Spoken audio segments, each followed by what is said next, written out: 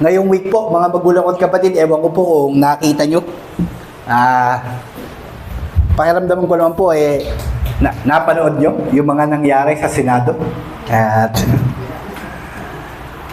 namasdan po natin yung mga katakot-takot na pangyayari sa Senado, and one that stands out para sa atin, at least for me, mga magulang at kapatid, ay yung barilang naganap sa pagitan po ng NBI at OSAA.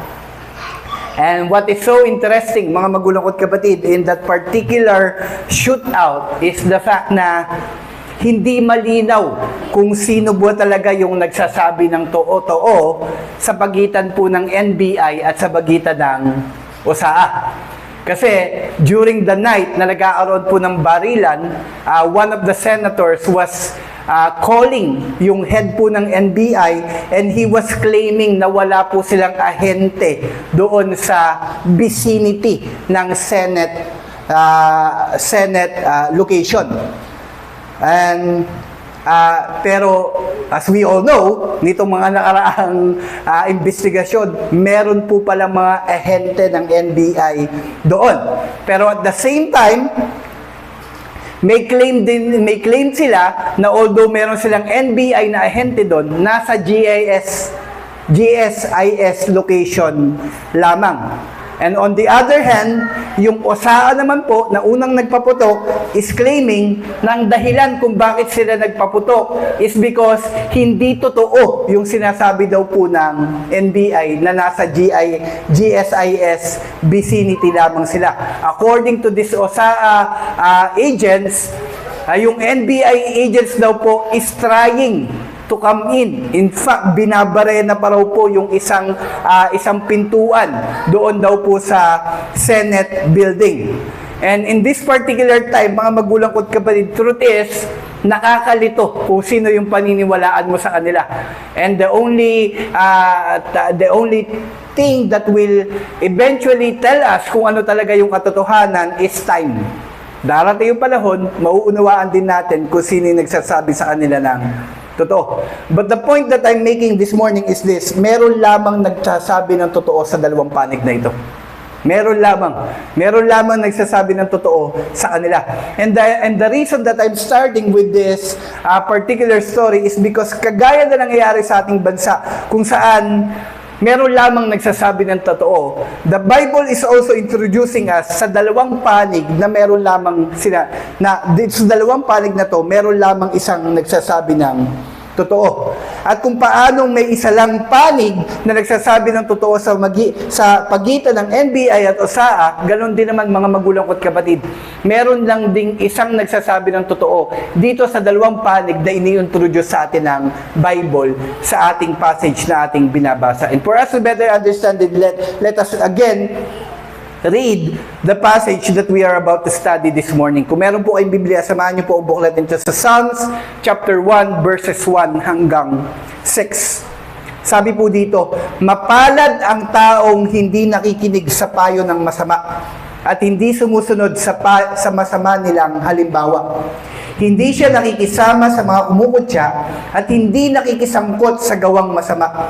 Sa halip, kasiyahan niyang sumunod sa utusan ni Yahweh, binubulay-bulay niya ito sa araw at gabi. Katulad niya ay punong kahoy sa tabi ng isang batisan, laging sariwa ang dahon at namumunga sa takdang panahon. Ano man ang kanyang gawin, siya ay nagtatagumpay, hindi gayon ang sinumang gumagawa ng masama.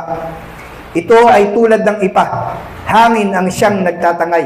Sa araw ng paghuhukom, parusa niya'y nakalaan, siya'y ihihiwalay sa grupo ng mga banal. Sa taong matuwid, si Yahweh ang pumapatnubay, ngunit ang taong masama, kapahamakan ang hantungan. Isa po sa mga bagay na dapat nating tandaan, mga magulang ko at kapatid, as we go through this particular passage in the book of Psalms is, when we begin to study the Bible, mga magulang ko at kapatid, kailangan nating maunawaan yung katotohanan na yung Bible itself is a literature. Isa po yung literatura.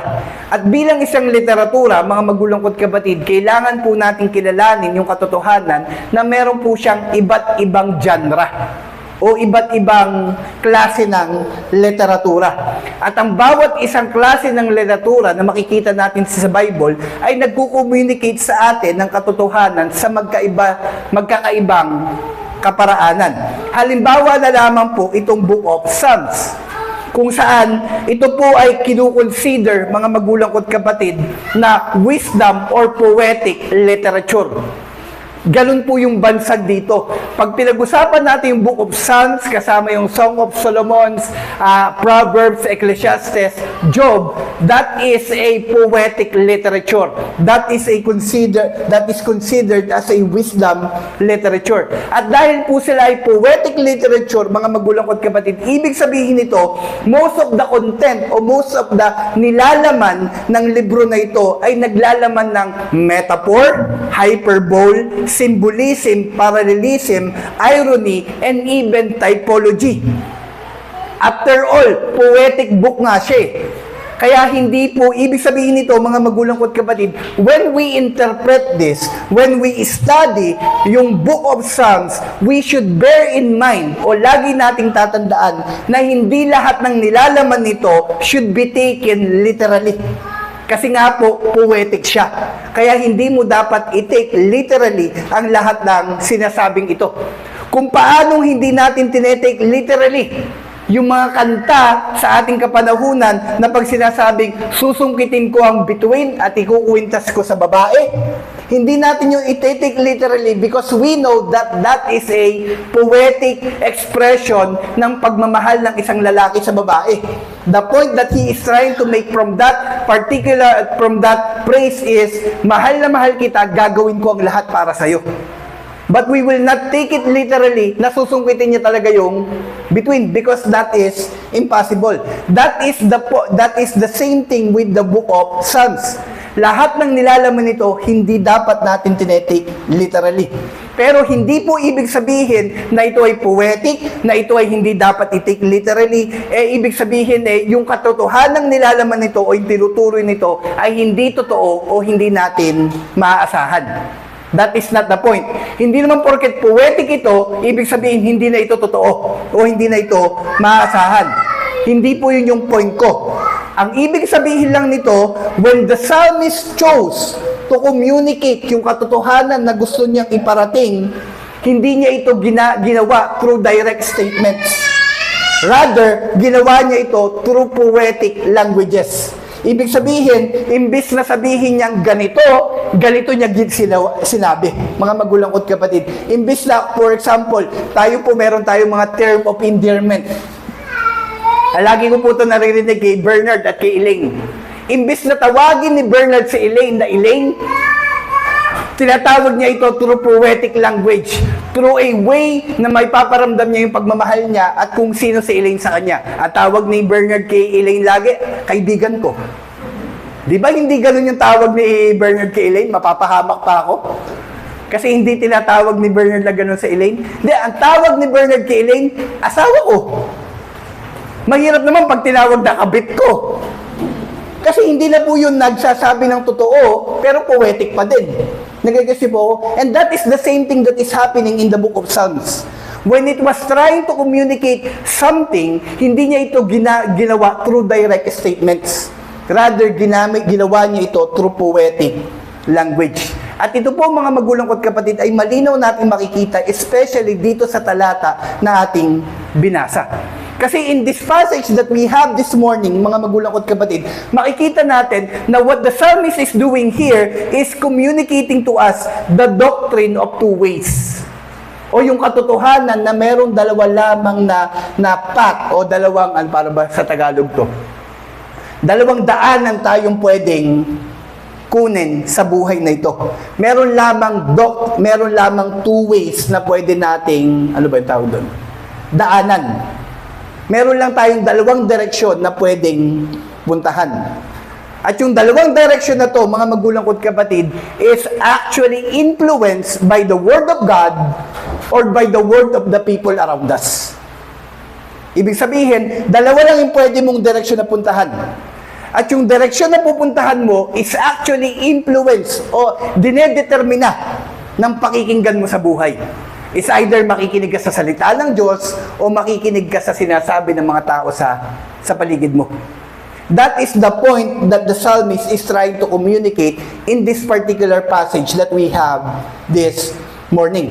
At ito po yung bagay na dapat nating makita. At ang sabi po dito ng psalmist is this: whatever path we take, ano man yung daanan na ating pupuntahan, it can either lead us to blessing or to destruction. Meron lamang dalawang daanan, buhay at kamatayan. Yun lang po yung bagay na sinasabi niya dito sa Psalms na to. And this is actually very interesting, especially since it actually reminds us ng isang katotohanan na itinuro din ng Panginoong Jesus sa New Testament. Remember in Matthew chapter 7 verse 13 to 14, Jesus gave this parable. Ano po yung sabi niya? Yung wide and narrow door. Yung maluwag na pintuan at masikip na pintuan. Sabi niya, people actually prefer yung maluwag na pintuan. Pero hindi nila alam yung dulo nun, kapahamakan. While yung masikip na pintuan, ang dulo nun, buhay at kasiyahan. It actually parallel tong dalawa na ito. The same principle that Jesus was actually communicating in Matthew chapter 7 is found dito po sa Psalms chapter 1 verses 1 to 6. And just like Jesus, kapansin-pansin na pinaparating ng psalmist ang katotohanan na hindi ito na pinarating niya yung katotohanan ito hindi sa magitan ng direct statements, kundi sa paggamit po ng poetic and literary devices na malinaw na pinapakita dito sa psalm na ating binasa. Kasi pansinin niyo na lang po yung nakalagay. Pansinin niyo po ang sabi niya sa verses 3 to 5 ng ating passage. Sabi po doon, katulad niya ay punong kahoy sa tabi ng isang batisan. Laging sariwa ang dahon at namumungo sa takdang panahon. Ano man ang kanyang gawin, siya ay magtatagumpay. Pansinin niyo po, pwede niya na lang sabihin yung ano man ang kanyang gawin, magtatagumpay. Because that is the same thing na sinabi niya doon sa mga naunang praises na ginawa niya. Pero hindi niya ginawa through direct statements. Rather, kinommunicate niya yung katotohanan ito through poetic language. At mga kapatid, ang tawag po dito, parallelism. Kasi he is communicating the same thing, pero paulit-ulit using different words or using different terms. At mula po dito sa parallelism na to, na kanyang ginawa, pinapakita niya ang pagkakaiba ng dalawang landasin na tinutukoy niya dito sa kanyang sinulat.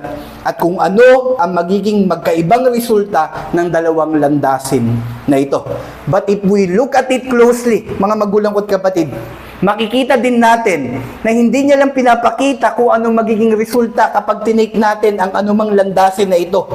Rather, ipinapakita niya din po, mga magulang at kapatid, yung description ng tao na magte-take sa landasin na ito. Nagigesi po ako. Pansinin niyo po sa verse 1, sabi niya, blessed is the man. Di ba sabi niya po doon, ganun niya po inumpisahan yung psalm na to. And mga magulang at kapatid, yung word na blessed dito doesn't always mean na sa Tagalog mapalad. And it's actually a parallel with Matthew chapter 5 na sabi doon, blessed is the poor in spirit. Mga ganun-ganun po. And because this is a wisdom literature, it's like saying na matalino ang tao na ganito ang ginagawa. So, he is actually describing those people na magte-take ng ganitong daanan at magte-take ng ganitong daanan. And from this, we can say that what the psalmist is trying to do in this particular passage is this. It is giving us a reason para tahakin ang landas na kanyang tinutukoy at binibigyan tayo ng reason para iwasan yung isa pang landas na kanyang tinutukoy dito sa passage na ito. And from this, let me give this message this morning. Ito po yung mensahe natin ngayong umaga. The response we have towards the counsel of the wicked and the law of God determines the direction of our lives. O sa Tagalog po, ito po yung ating mensahe. ang ating magiging tugon sa payo ng masama at sa salita ng Diyos ang magdedetermina sa direksyon ng ating buhay. Mga magulang at kapatid, ang magdedetermina kung ano yung pupuntahan mo sa buhay na to, kung ano yung magiging direksyon ng buhay mo, ay kung sino ang pinapakinggan mo. Kung kanino ka tumutugon. Tumutugon ka ba sa payo ng masama o tumutugon ka sa salita ng Diyos? At kung ano man yung pinipili mong tugunan sa dalawa na yan, mga magulang at kapatid, yun yung magdedetermina kung ano yung magiging direksyon ng buhay mo. At mga kapatid, napaka-importante ng katotohanan ito. In fact, this is a truth that we should never allow it to miss. Kasi po, especially since we live in a generation kung saan ang radical individualism ay sobrang napopromote. Ano yung radical individualism, Kuya JB? So ano naman yan? Big word. Ano ba yan, Kuya JB? Ano ba ang ibig sabihin yan? Ito po mga magulang at kapatid, yung nagpo-promote na kailangan independent ka. Kailangan hindi ka masyadong hinahayaan, pakialaman ka ng mga tao sa paligid mo. In fact, actually, ewan ko kung kailan ko sinabi to sa misis ko, pero sabi ko kay misis ko, mahal. Tapos sumagot siya sa akin, mahal ko? Hindi, wala po siyang ganun. Sabi niya lang, ano? Tapos sabi ko, si Kikit, wag nating hayaang lumaki na, meron siyang sense of independence. Kasi ayaw kong maramdaman ni Kit na kaya niya mag-isa. Kasi hindi totoo. Ito nga yung dahilan kung bakit kailangan natin mag-asawa. Kasi hindi natin kaya mag-isa. But this is the thing that is being highly promoted sa ating kapanahon. At ito po yung rason kung bakit ito yung mga kataga na madalas nating marinig sa ating panahon ngayon. Follow your heart. Sundin mo yung nararamdaman mo. So pag sinabi lang nararamdaman mo na pakamatay ka. Pag sinabi lang nararamdaman mo na ganito, gawin mo yan. Kasi follow your heart, trust your instincts. Ganun. Meron pa po yung kataga na my body, my rules. Katawan ko to, kaya dapat ako masusunod. Which is the slogan they use para po para mag-abort.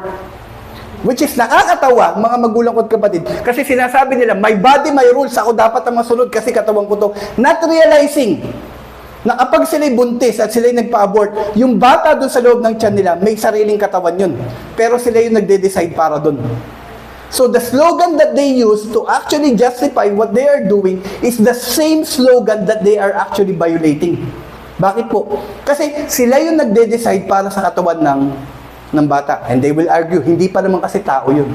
So kailan nagiging tao ang tao? Mga magulang ko kape, in science, tao na yun.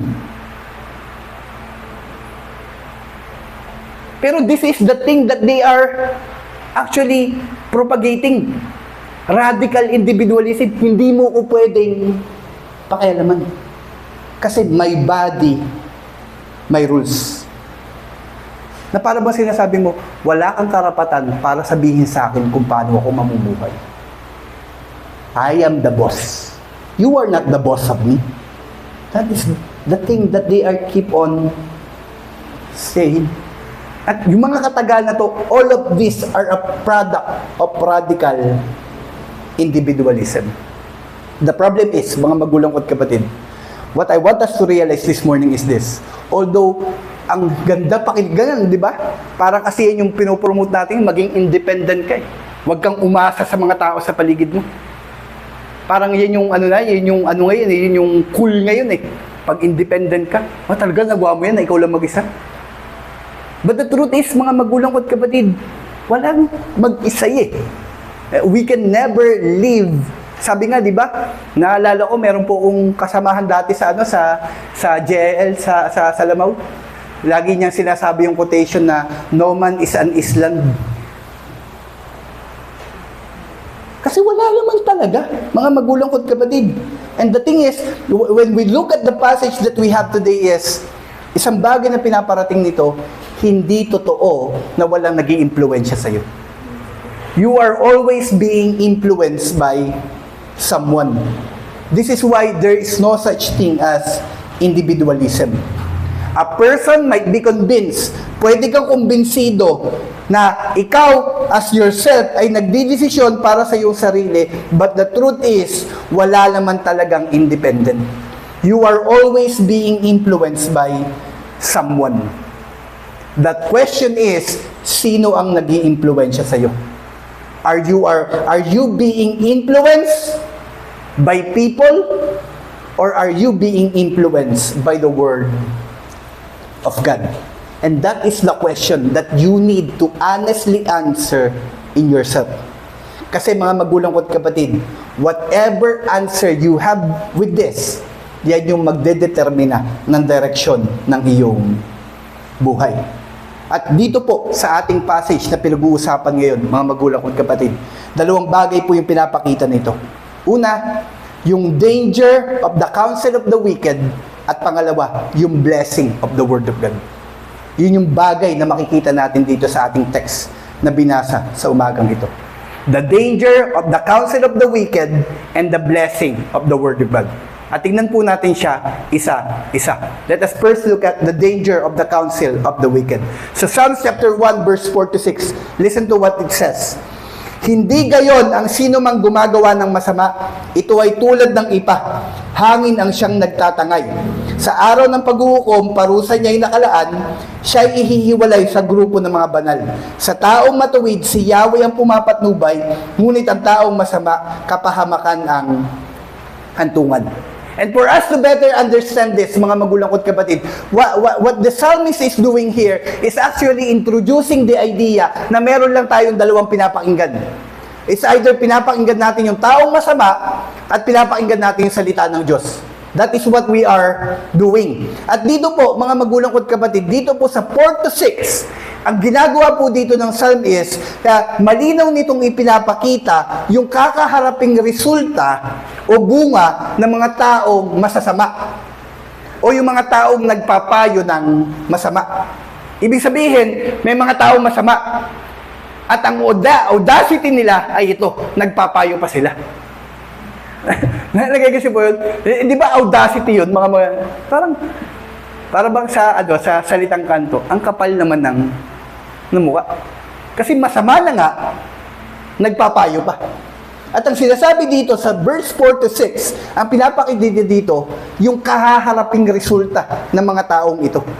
That is the thing that we can see from these verses. And in order for us to fully understand this, let us first look or recognize kung sino ba yung masasama na tinutukoy dito sa passage na ito. Sino ba yung masasama na tinutukoy dito? Kasi, let us be honest, we all have an understanding or self-prescribed ng taong masama. Para sa atin, ang taong masama ganito. Para sa atin, ang taong masama ganito. Pero in order for us to understand kung sino ba yung tinutukoy dito ng psalmist na taong masama, pag-aralan natin maigi kung ano po ba yung taong masama na tinutukoy niya dito. Mga kapatid, dito po sa passage na to, ang salitang masama o wicked sa ESV translation ay nanggaling po sa Hebrew word na reshaim. Na ang ibig pong sabihin na isa pong plural word. Isa po yung plural word. At ibig pong sabihin, dahil ito ay plural word, yung tinutukoy niyang masama dito, marami sila. Hindi lamang silang iisang tao. At pag ito po ay tinranslate sa English, ang ibig sabihin po nitong reshaim na ito ay yung mga taong guilty, mga taong morally wrong, ungodly, o yung mga oppose sa kalooban at kaparaanan ng Diyos. Sa mga tuwid, mga magulang ko at kapatid, yung taong tinutukoy dito ng masama ay yung mga tao na walang pakialam sa Diyos at sa kanyang kalooban. That is the people being referred dito po sa Psalms chapter 1 verses 1 hanggang 6. Ang pinagtutukuyan po dito ay yung mga taong walang pakialam sa kalooban ng Diyos. Walang pakialam sa salita ng Diyos. Walang pakialam mismo sa Diyos. And from this we can say that when the psalmist talks about the wicked people, when he was referring to those people na masasama, He is not just describing yung mga taong hayagang kasamaan, kundi yung mga taong ang nais ay contrary sa kalooban ng Diyos. He is not talking about those people na hindi perfect. He is not talking about those people na nagkakamali. Hindi yun yung para sa kanya, hindi yun yung masasama.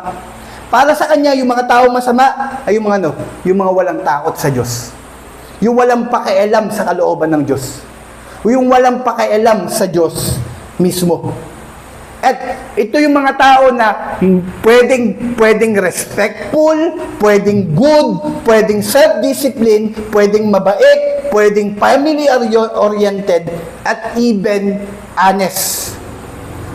Pero just because they are people who are good, at pasok sila sa standard mo bilang mabuti, doesn't really mean hindi sila wicked sa mata po ng psalmist na ito.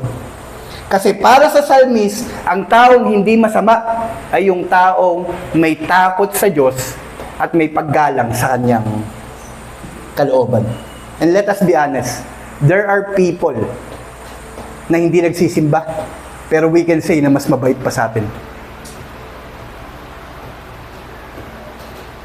There are people talaga na ganun, na family-oriented pa nga, na sobra pang pagpamahal sa pamilya. Pero, nag-o-oppose po sa kalooban ng Diyos. Para sa psalmist, kapag ganito yung tao, regardless kung gaano pa siya kabait, kapag hindi sila nagsasubmit sa salita ng Diyos, they are then considered as wicked o masama. At dahil sa katotohanan ito, we should take this into consideration. Kasi looking at closely, what the psalmist is saying is this: what it actually communicates is the fact na posible palang mamuhay ng ganito. Posible ka palang bumait, posible ka palang maging okay, pero walang pakialam sa kalooban ng Diyos. A person can live a path of goodness, but it doesn't really mean that it is a godly path.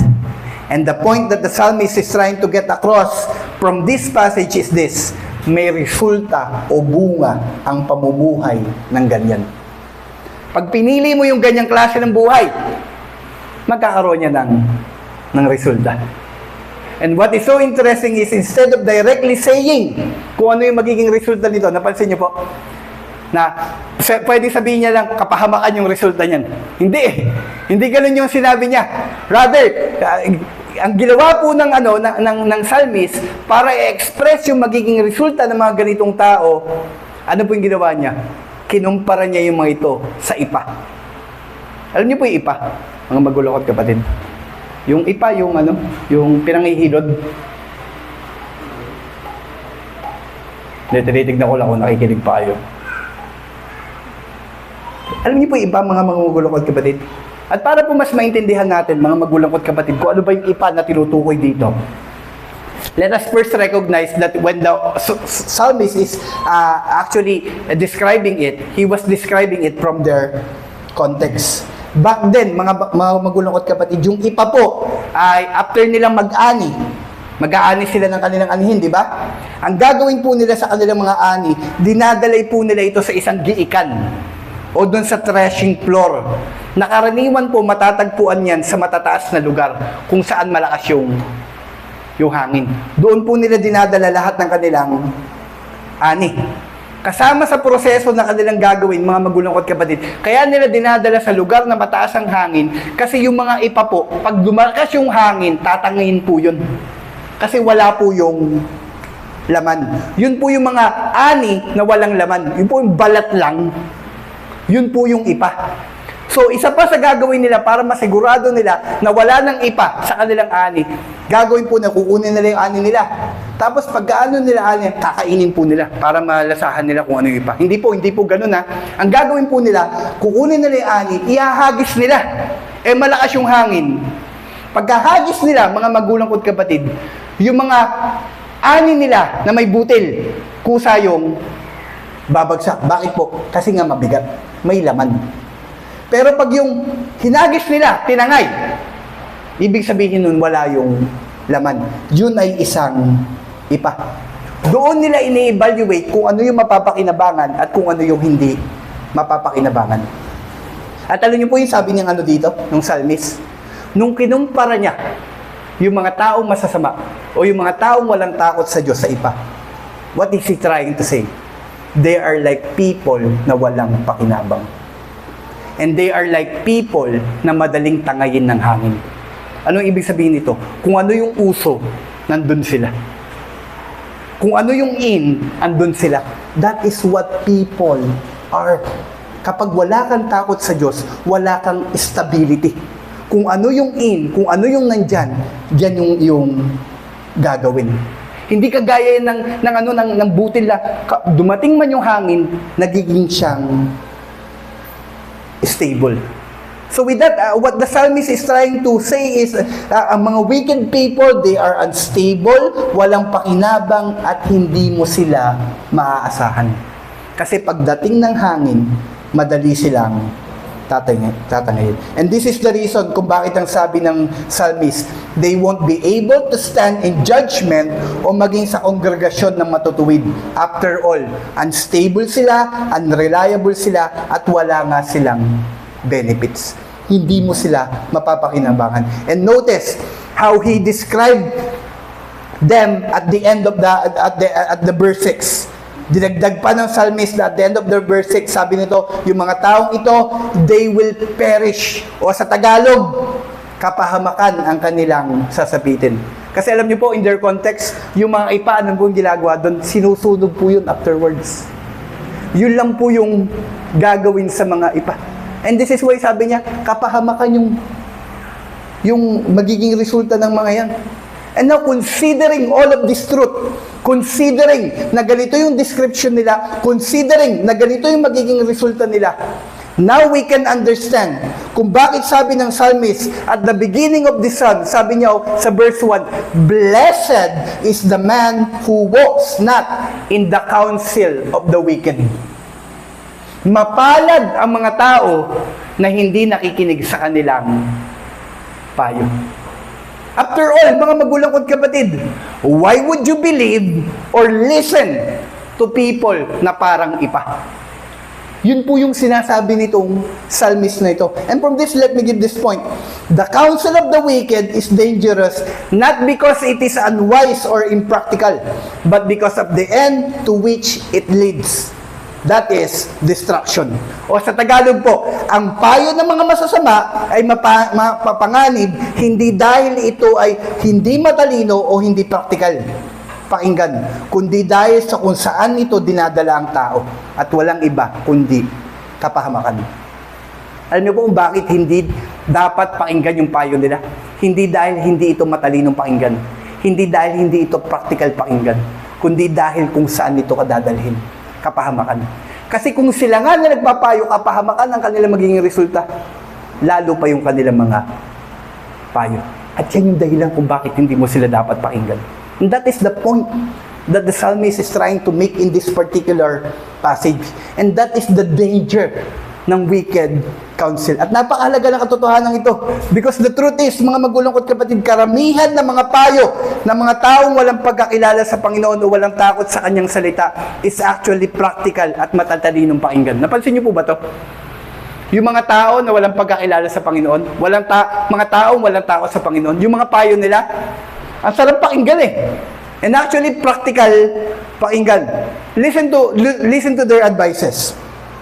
Andyan yung your body, your rules, which is, I've said earlier, I've had this particular time kung saan merong pong nag-post ng parang hindi ata maganda yung post. Tapos, tapos merong nag-call out sa kanya kasi yung post niya is seductive. Tapos, nag-comment, kinall out siya, tapos pinagtanggol siya ng jowa niya. Sabi niya, her body, her rules. Tapos madaming nabilib. Kasi pinagtatanggol daw yung jowa. Kaya ano siya, katawan niya yan eh. Practical pakinggan. Meron pa, ito pa po, yung paniniwala na Ito pa yung payo na to. Huwag na kayo magpakasal, live-in na lang muna kayo. Kasi, pag nag-live-in kayo, matetesting nyo muna kung, alam mo yun, yung compatible kayo. Tapos pag siguro mga 5 taon na kayong live-in, tapos nagustuhan nyo talaga isa't isa, saka kayo magpakasal. Di ba practical pakinggan? Parang ang tag doon, parang less gastos. O kaya wag na kayo magpakasal, total, ano lang yan?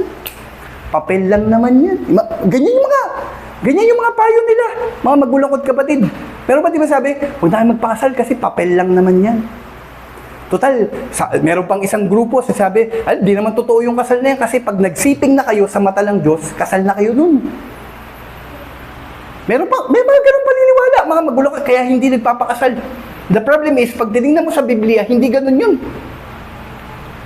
Ano yun? Lahat ng silipingan ni Lot, naging asawa niya, silipingan niya yung 2 niyang anak. Hindi naman sinabi ng Biblia na mag-asawa na sila. Pag sa Bible, nakita natin, marriage is actually declared by someone who has authority. When Adam and Eve was married, it was declared by God.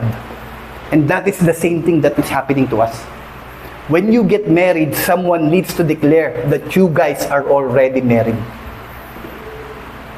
But the point that is happening around us is this, may mga payo na dapat ganito ka na lang, dapat ganyan na lang. Okay lang yan, sige, sundin mo yung puso mo. Yung mga payo nila. At ito yung personal favorite ko, which is actually, mga magulang ko't kapatid, this is actually, guilty po ako dito. Dati payo ko rin to. Basta magpakasal kayo, may tatama din yan. Okay lang, nagawa niyo yung sex outside marriage. Pag nagpakasal naman kayo, matatama yan. Ang sarap pakinggan eh. Pero mali rin, mga magulang ko't kapatid. Kasi what I want us to understand is, the cure for sin ay hindi marriage. Ang sagot sa kasalanan, si Kristo. At kapag hindi mo kinilala si Kristo, paulit-ulit kang ikakadena ng kasalanan mo. Kahit kasal ka pa. Napansin niyo po ba, mga magulang ko't kapatid, especially mga kalalakihan dito, nung nagpakasal po ba kayo, nawala yung mga struggles niyo sa buhay? Di ba hindi? Nadagdagan pa nga eh. Kasi hindi sagot ang hindi sagot ang kasal. Alam niyo po kung anong sagot? Si Kristo pa din. At kung hindi natin pagsisisihan ang mga kasalanan natin, mga magulang ko't kapatid, we will never appreciate kung ano yung ginawa ni Kristo sa ating mga buhay. At ito po yung bagay na gusto kong maintindihan. Mga kapatid, yung mga counsel na mga ito, maaaring practical at matalinong pakinggan. At maaari ding it can actually pamper us. Alam niyo po yung mga payo nila, nakakapag-encourage, nakakapag-uplift. Pero tatandaan natin, just because it uplifts, just because it pampers, doesn't mean nakakatulong ito sa atin. Tandaan natin, ang painkiller, nakakatulong din para maibsan ng sakit. Pero pag paulit-ulit mong tinake, sisirain yan yung bato mo. Now, hindi ibig sabihin nito, okay lang pala yung paminsan-minsan pupunta ako sa mga taong masasama para ma-uplift ako. Kasi, kagaya ng painkiller, hindi ko lang dapat araw-arawin. Hindi po, mga magulang ko't kapatid, alam niyo po nangyayari? When we listen to them, dahil masama nga yung kanilang payo, parang kumain ng konting dog food.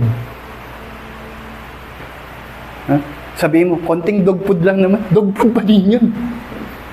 That is the thing that is happening. Hindi mo pwede sabihin sa akin na, ay, konting ano lang naman, konting kasalanan lang naman. So pag pinakain kita ng konting dog food, okay lang.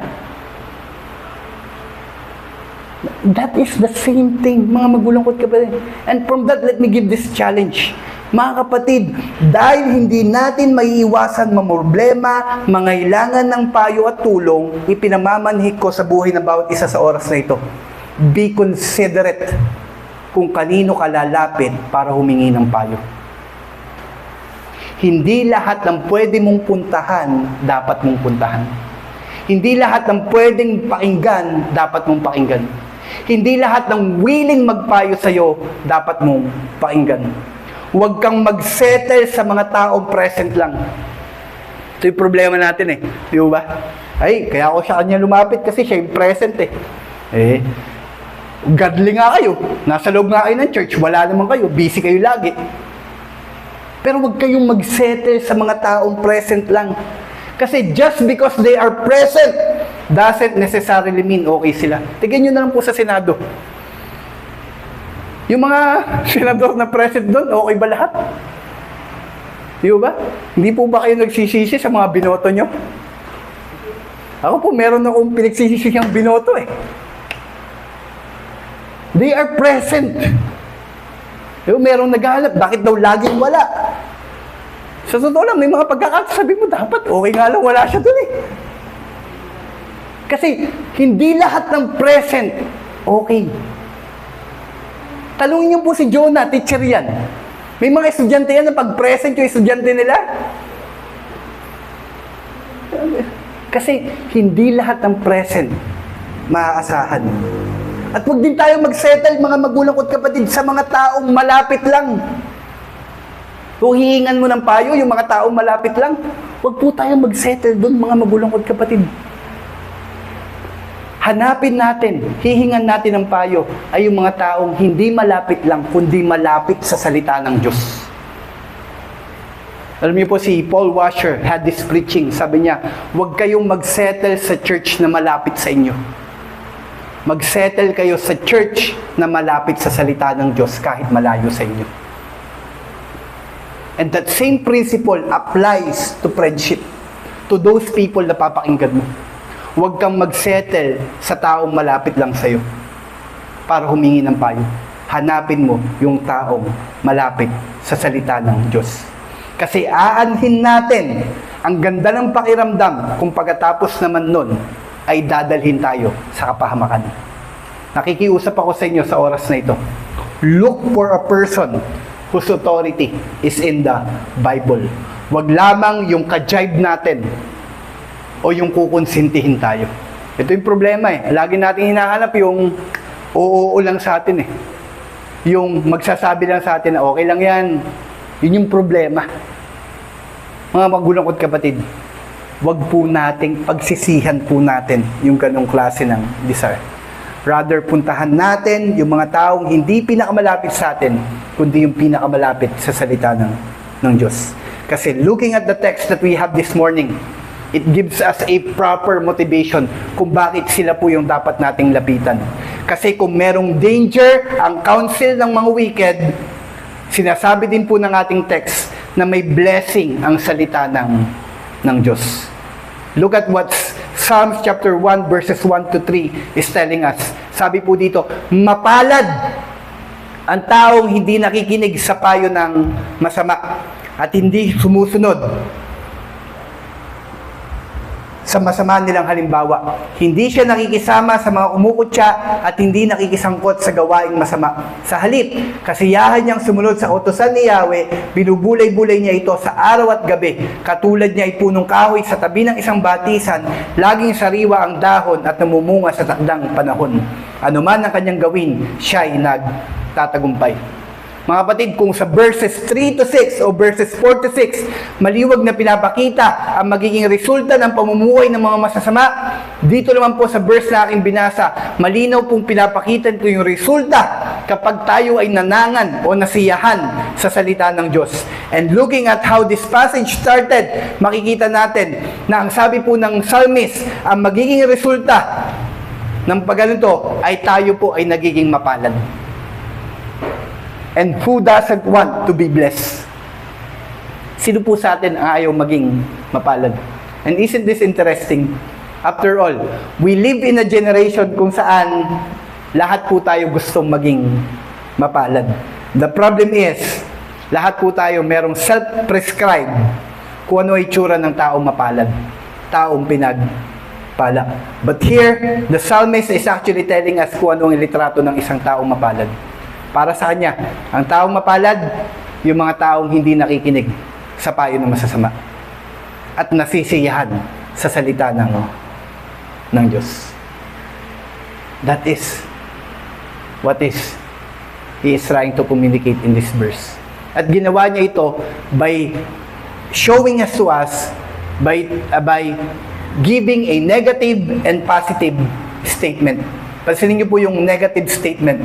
Sabi niya, sabi ng psalmist, ang taong mapalad ay ang taong hindi nakikinig sa payo ng masama, hindi sumusunod sa masama. Sa kanilang halimbawa, hindi nakikisama sa kumukutya at hindi nakikisangkot sa gawaing masama. That is a negative statement kasi lahat nag-umpisa sa hindi. That is how he communicate kung paano magiging mapalad. And then, sinundan niya ito ng positive statement. Ano po yung positive statement? Nasisiyahan o meron siyang delight sa salita ng Diyos. And it's actually interesting. Bakit po, mga magulungkot kapatid? Kasi, pansinin nyo, instead of saying na ang taong mapalad ay nakikinig sa salita ng Diyos, hindi ganun yung sinabi niya. Kasi di ba ganun yung sabi niya, mapalad ang taong hindi nakikinig sa payo ng masama.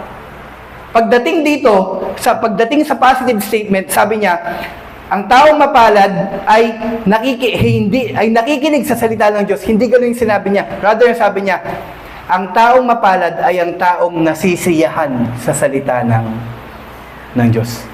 That is very interesting. Bakit po? Kasi it tells us na in order for us to be blessed, ang kailangan nating gawin, hindi lamang makinig sa salita ng Diyos, kung hindi masiyahan sa salita ng Diyos. And that is two different things. Pwede ka kasing nakikinig sa salita ng Diyos, pero hindi ibig sabihin nasisiyahan ka sa salita ng Diyos. In fact, that is so applicable to us this time that we have. Kasi imagine nyo, mag-alas 12 na. Siguro, hindi kayo nasisiyahan sa salita ng Diyos. Sa akin lang kayo naiinis, tagal-tagal magsalita talaga ni Kuya JB. Pero it is two different things. Pwede kang nakikinig, pero hindi ka nasisiyahan.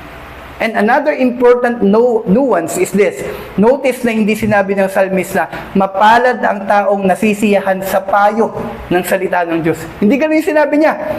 Kasi payo ng masasama hindi dapat pinapakinggan eh. Dito sinabi niya, hindi niya rin sinabi nasisiyahan sa payo ng salita ng Diyos. Rather, ang sabi ng Biblia, mapalad ang taong nasisiyahan sa salita ng Diyos. Bakit po ganun? Kasi what the psalmist wants us to understand is this. Yung salita ng Diyos, hindi payo sa atin. Hindi siya nagpapayo sa atin kung anong dapat natin gawin. It is an instruction. It is coming from a person of authority. That's why hindi siya payo. And that is something that we need to realize. Hindi ito naglalaman ng mabubuting advice na nasa atin kung susundin natin o hindi. Mga kapatid, ang nilalaman po ng salita ng Diyos ay kapahayagan ng Diyos sa atin. And unless masiyahan tayo sa kapahayagan niya na ito, we will never come to a point na mararanasan natin ang resulta na tinutukoy ng psalmist dito sa ating talata. At ano po yung resulta kapag daw tayo ay nasiyahan sa salita ng Diyos? Ang sabi po ng psalmist, we will be like a tree planted by the streams of water na namumunga sa tamang kapanahunan at anumang ating gawin ay magtatagumpay. Kinumpara niya yung mga taong nasisiyahan sa salita ng Diyos sa isang puno na itinanim sa isang lugar na punong-puno ng tubig at namumunga sa takdang panahon at anumang gawin nagtatagumpay. That is very interesting. Bakit po? Kasi ang puno, mga magulang ko't kapatid, meron siyang tatlong necessary condition para siya ay mamunga at para siya ay mabuhay. Una, kailangan niya ng mabuting gardener. Kailangan, di ba, maayos yung nagtanim sa kanya. Masipag yung nagtatanim. Kasi inaalagaan mo, hindi lang man yung pagtanim mo, hahayaan mo na lang eh.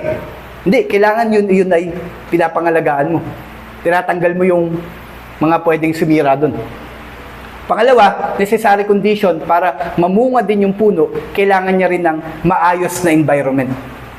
Kailangan maayos yung lupa na kanyang pagtataniman. At pangatlo, kailangan meron siyang water na nagsusustain ng kanyang buhay. And what the psalmist is doing here is explaining to us na kapag tayo'y nasihan sa salita ng Diyos at hindi tayo nakinig sa payo ng masama, ang mangyayari sa atin, we will be like a tree na lahat ng necessary condition ay naabot. Kasi magkakaroon tayo ng gardener. At sino yung gardener natin? Walang iba kundi yung Diyos. Pangalawa, ilalagay niya tayo sa isang lugar na maayos at merong tubig na tuloy-tuloy. Ibig sabihin nito yung buhay tuloy-tuloy. Ito yung dahilan kung bakit tayo mamumunga. At ang lahat ng ating gagawin ay magtatagumpay. That is the result kapag nasiyahan ka sa salita ng Diyos at hindi ka nakinig sa payo ng masama. From this, let me give this point. The only way to bear fruit and not perish is to refuse the counsel of the wicked and delight ourselves unto the word of the Lord. O sa Tagalog, ang tanging paraan upang mamunga at hindi mapahabak ay sa magitan lamang ng pagtanggi sa payo ng masama at pagkakaroon ng kasiyahan sa salita ng Diyos. And the reason kung bakit sabi ko tanging paraan, kasi have you seen any other method that the psalmist said para makuha mo yung resulta na to? Wala na. Ito lang yung paraan na ibinigay niya. Kailangan mong umiwas sa masama, which is repentance, and then delight yourself unto the Lord, which is cultivation. Which is the two things na dapat na ginagawa ng isang Kristiyano. At napakahalaga ng katotohanan ito, especially since the passage that we have today ay hindi nagbibigay sa atin ng iba pang option. And I don't know about you, mga magulang ko at kapatid. Hindi ko alam kung ano yung na-feel nyo habang pinipreach ko yung katotohanan na ito. Nang resulta, ng tanging paraan lang para makuha mo yung resulta na ito, ay ito yung kailangan mong gawin. Hindi ko alam kung ano naramdaman nyo. Pero, on my own view, mga magulang ko at kapatid, nung inaaral ko ito, hindi ito nagbigay ng comfort sa akin. Hindi ito nagbigay sa akin na, yun lang pala yung kailangan kong gawin para makuha yung resulta na tinutukoy ng psalmist. Kasi, if I will be honest enough to admit it, alam ko sa sarili ko na hindi ko natatanggihan ang payo ng masama. At hindi din lagi akong nagde-delight sa kanyang salita. This is why, instead of bringing comfort to my soul, alam niyo po, nung binabasa ko ito at inaaral, what it brought me is desperation. It brought me to a place in my life kung saan nasabi ko na ang pupuntahan ko pala ay kapahamakan. Kasi the truth is, mga magulang ko at kapatid, hindi lang ako nakinig sa payo ng masama. And I don't know if you can parang makaka-relate kayo sa akin. Sa maraming pagkakataon, ako din ay nagpayo ng masama.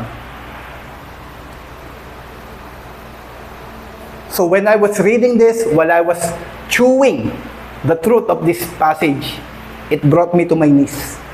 It brought me to a realization na ang pupuntahan ko pala ay kapahamakan. After all, hindi ako laging umiiwas sa payo ng masama.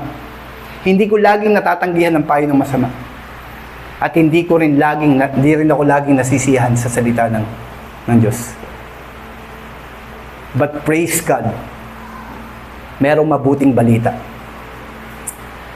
Kasi mga magulang ko at kapatid, what I want us to realize is, every time we read Psalms chapter 1, hindi tayo dapat dumating sa punto na pagka binabasa natin to, ang nakikita natin ay yung ating sarili na taong mapalad. Hindi dapat natin nakikita yung sarili natin na ito ako at ito yung kaibigan ko na nakikinig sa taong masama. Hindi. Ang tinutukoy dito na taong masama tayo. At ang taong tinutukoy dito na mapalad, walang iba kundi si Kristo. Kasi si Kristo lang, mga magulang ko at kapatid, ang hindi nakinig sa payo ng masama. At siya lang din ang nasiyahan sa salita ng Diyos. In Psalm chapter 1, verses 1 to 6, the person who is blessed, ang tinutukoy dito ay walang iba kundi si Jesus Christ. Jesus is the true blessed man. And according to Genesis chapter 3, verse 16, sabi po ng salita ng Diyos, sino man ang manampalataya sa Kanya ay hindi mapapahabak, kundi magkakaroon ng buhay na walang hanggan. So if you are right now, want na maranasan yung blessing na tinutukoy dito sa Psalms chapter 1. Ito yung panawagan ko sa buhay mo. Panawagan ko sa iyo sa oras na ito. Manampalataya ka sa Panginoong Jesus. Huwag mo nang piliin, huwag mo nang pilitin na sa magitan ng iyong sariling lakas at kabutihan, kaya mo makukuha ang resulta o pagpapala na tinutukoy ng passage na to. Bagkus sa oras na ito, pinamamanhik ko sa pangalan ng Panginoong Jesus. Kilalanin mo ang ginawa ng Panginoong Jesus. Talikdan mo ang iyong kasalanan, kilalanin mo na kailanman hindi mo kayang abutin ang kanyang pamantayan at umpisahan mong kilalanin si Jesus bilang daan, katotohanan at buhay. Alam niyo po yung mangyayari sa atin pag nanampalataya sa Panginoong Jesus, siya yung puno. Tayo po iuugnay sa Kanya. Alam mo yung sa English, yung graft? Ano ba sa Tagalog yun? Yung ilalagay kang ganun, ganun yung gagawin niya sa atin. Siya yung magiging buhay natin. At kaya tayo mamumuha ay hindi dahil sa ating sariling lakas, kundi dahil tayo nakaugnay sa Kanya. Ang sabi ng Biblia, anyone who believes in Him will experience this blessing. Magpakumbaba po tayo sa Kanya at hayaan mo na ikabit ka niya sa Kanya nang sa ganon ay makabahagi ka sa buhay at pagpapala na meron siya. And as I close, let me just remind everyone the message that we have this morning. Hayaan niyong i-remind ko kayo. Ang ating tugon sa payo ng masama at sa salita ng Diyos ang magdedetermina sa direksyon ng ating buhay. And right now, what the Word of God is actually proclaiming to us o pinapayag sa atin sa umagang ito, manampalataya tayo sa Panginoong Jesus. As I remind everyone of this, I want you to picture this truth without Christ. Kilalanin natin, kung walang Kristo, sino kaya tayo dito sa passage na ito? Tayo po, yung taong masama. Nakapahamakan ang pupuntahan. Pero purihin ng Diyos, dumating si Jesus. At dahil sa Kanya, nagbago ang direksyon ng ating buhay. Let me just close with this. Ialay po natin ang ating buhay sa pagpaparangal sa Kanya. Siya na naging dahilan kung bakit tayo magtatamasa ng buhay na walang hanggan. Tayo po ay manalangin. Dakilang Diyos, aming Amang Banal, marami pong salamat minsan pa sa pagpapaalala sa amin ng mabuting balita na because of who Jesus is and because of what He did, O Ama, kami, O Diyos, ay naligtas mula sa tiyak na kapahamakan. Salamat, dahil although para kaming ipa na walang kabuluhan, walang kapakinabang, O Diyos, still, dahil sa Kanyang habag at biyaya, iniligtas niya kami mula sa kapahamakan. Idinugtong sa Kanya bilang isang puno at hinayaang mamunga. Salamat po, Ama, nagkaroon kami ng butil dahil sa Kanya at magkakaroon din kami ng buhay dahil sa Kanya. Pagpalain mo ang bawat isa na narito, dalangin ko, hindi lang nila marinig ang totohanan ito, kundi pagtiwalaan nila. Buksan mo ang nalang puso, buksan mo ang nalang isipan upang maunawaan nila kung gaano kahalaga ang katotohanan ito sa aming mga buhay. Purihin ka, O Diyos, sa pinangalan mo, dakilain ka sa aming mga buhay. Ito po kami sa dalangin sa pangalan ni Jesus. Amen.